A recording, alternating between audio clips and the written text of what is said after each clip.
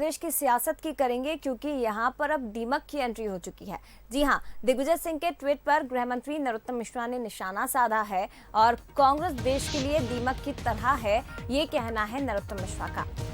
दिग्विजय कांग्रेस के लिए दीमक की तरह है। आपको ये जानकारी दे दें कि दिग्विजय सिंह ने संघ पर निशाना साधा था और दीमक बताया था संघ को। कहा था कि दीमक की तरह व्यवस्थाएं संघ की विचारधारा बिगाड़ रही है। जिसके बाद बीजेपी ने पलटवार किया। गृह मंत्री डॉक्टर नरोत्तम मिश्रा आगे आए और उन्होंने ये बयान दिया है कि कांग्रेस देश के लिए दीमक की तरह है।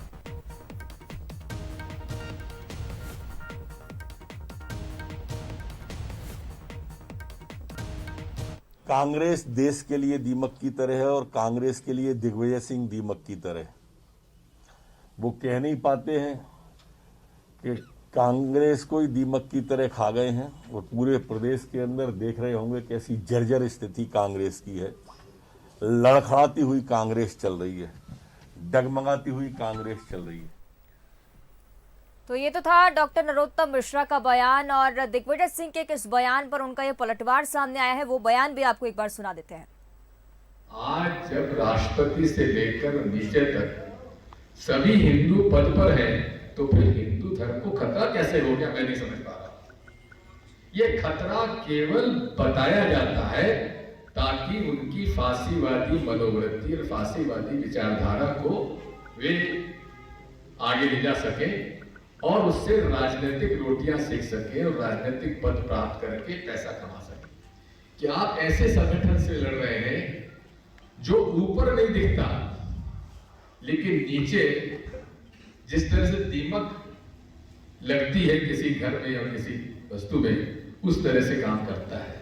मैं जब ये कहूंगा तो सबसे ज्यादा गालियां मैं खाऊंगा क्योंकि आरएसएस से की मैंने तुलना दीमक के साथ कर दी। चलिए, ज्यादा बात हम करेंगे। एग्जीक्यूटिव एडिटर मनोज सैनी जी हमारे साथ फोन लाइन पर जुड़ गए हैं। मनोज जी, पहली बार नहीं है जब दिग्विजय सिंह ने संघ पर निशाना साधा हो। एक बार फिर से संघ को आड़े हाथों लिया, दीमक के साथ तुलना कर दी और इस बार पलटवार किया है गृह मंत्री डॉक्टर नरोत्तम मिश्रा ने। मनोज जी, आवाज आ रही है आपको?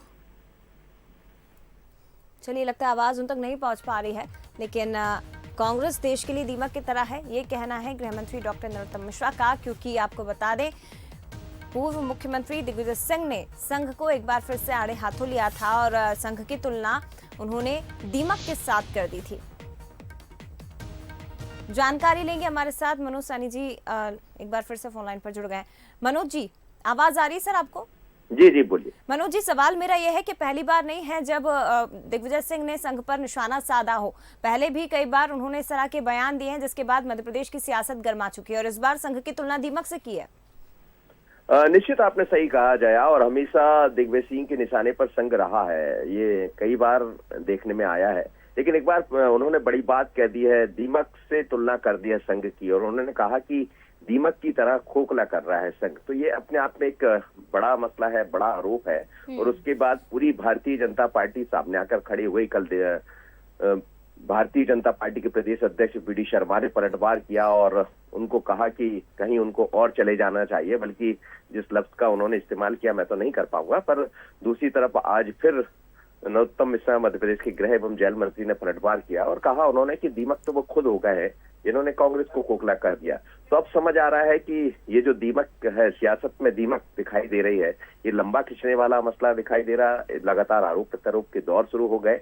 लेकिन ये भी सच है कि दिग्विजय सिंह को जब मौका मिलता है तो वो संघ पर निशाना साध देते हैं और ये उसी का असर है कि पूरी भारतीय जनता पार्टी एक साथ खड़ी दिखाई देती है।